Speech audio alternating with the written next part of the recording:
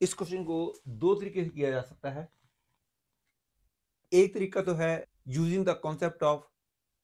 nth roots of unity, जो without using that concept भी किया जा सकता है, लेकिन nth रूट्स ऑफ यूनिटी वाले कॉन्सेप्ट को यूज करेंगे, that is more conceptual way. Lengthwise दोनों सेम है, लेकिन nth रूट्स ऑफ यूनिटी वाले कॉन्सेप्ट को यूज करते हुए जो वे होगा that is very conceptual and you should remember those concepts. लेकिन फॉर योर क्लैरिटी मैं इस क्वेश्चन को दोनों तरीके से कर दूंगा, लेकिन पहले मैं करूंगा using the concept of nth roots of unity. लेकिन पहले मैं क्वेश्चन पढ़ देता हूं। इस क्वेश्चन में कहा गया है for any integer K let alpha K is equal to this where I is equal to under root minus 1, then the value of the expression this is you have to fill in the blank. आपको याद होगा कि 1 to the power 1 by n की जो n values होती हैं they lie on a circle with centre 0 0 radius 1 and divide this circle into n equal parts. पहली value यहां होती है, दूसरी वाली वैल्यू यहां होती है, जिसके लिए ये एंगल होता है 2 पाई बाय n, और ये कॉम्प्लेक्स नंबर होता है cos 2 pi by n plus i sine 2 pi by n। फिर अगली वाली वैल्यू होती है cos 4 pi by n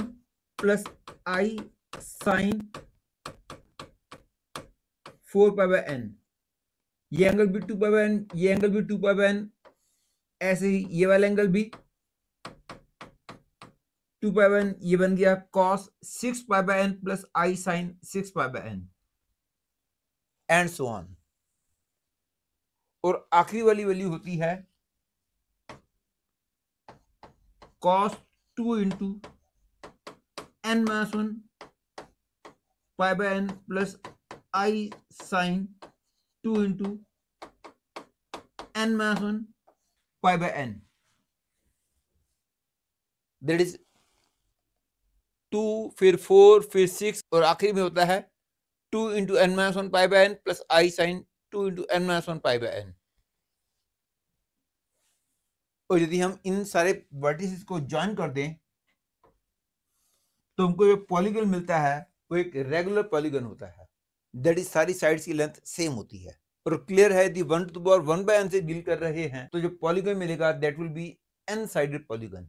and I am going to use this concept in the question. और वैसे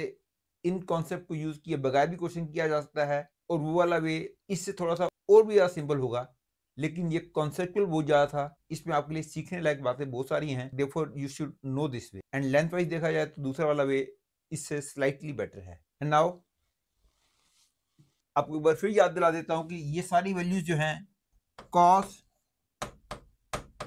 2k pi by n plus i sine 2k pi by n वाले फॉर्मूले से मिली हैं, जिसमें कि k की वैल्यू 0 से लेकर n माइनस 1 तक रखी गई है, और हमको ये सारी वैल्यूज मिली हैं। And now because alpha k is this, alpha k can be written as cos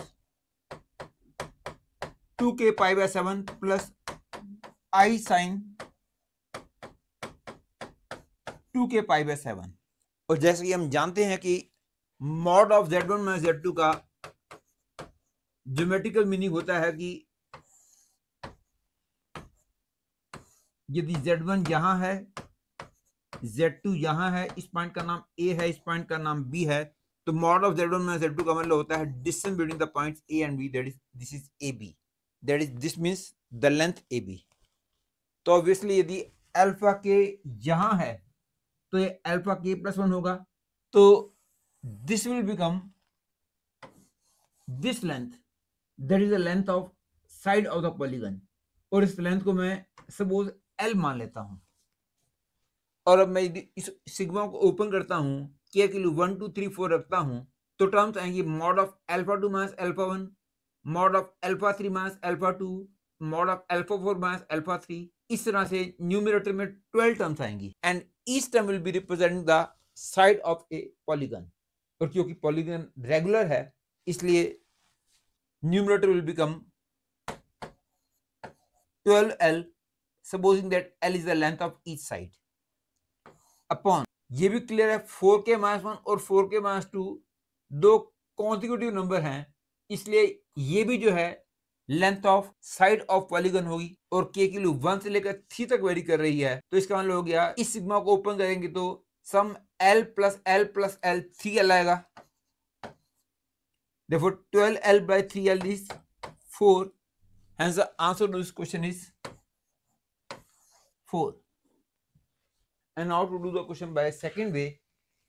you must know the formula that mod of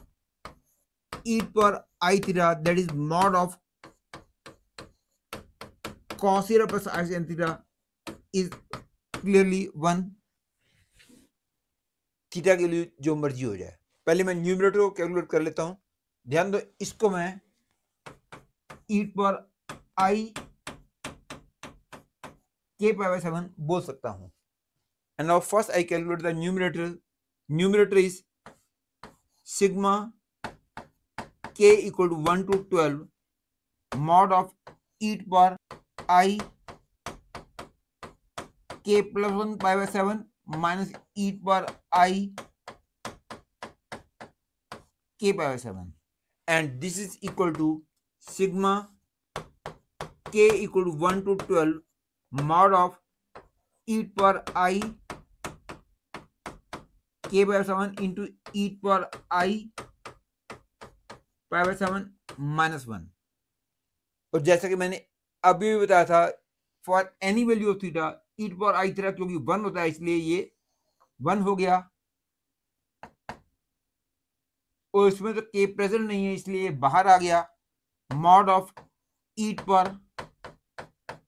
I pi by 7 minus 1 into sigma k equal to 1 to 12 and 1, क्योंकि यहाँ कुछ नहीं बचा इसलिए 1 आ गया. And clearly because this is the sum of 12 terms,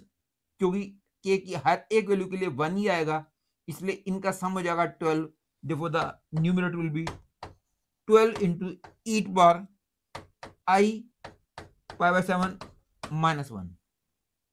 And now to calculate the denominator, clearly denominator is sigma k equal to 1 to 3 mod of e to power I 4k minus 1 pi by 7 minus e to power I 4k minus 2 into pi by 7. This is equal to sigma k equal to 1 to 3 mod of e to power I into 4k minus 2 into pi by 7 into e to power I pi by 7 minus 1. और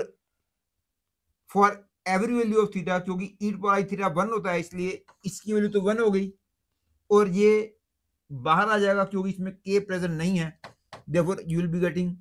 mod of e to power I pi by 7 minus 1 into sigma k equal to 1 to 3 and 1, और इसकी value जो है वो 3 आ जाएगी क्योंकि 1 1 1 3 बार आएगा, और क्योंकि न्यूमरेटर की वैल्यू 12 इंटू दिस आई है, डिनोमिनेटर की वैल्यू 3 इंटू दिस आई है, डिवाइड करेंगे तो 12 upon 3 answer will be 4. therefore the answer of this question will be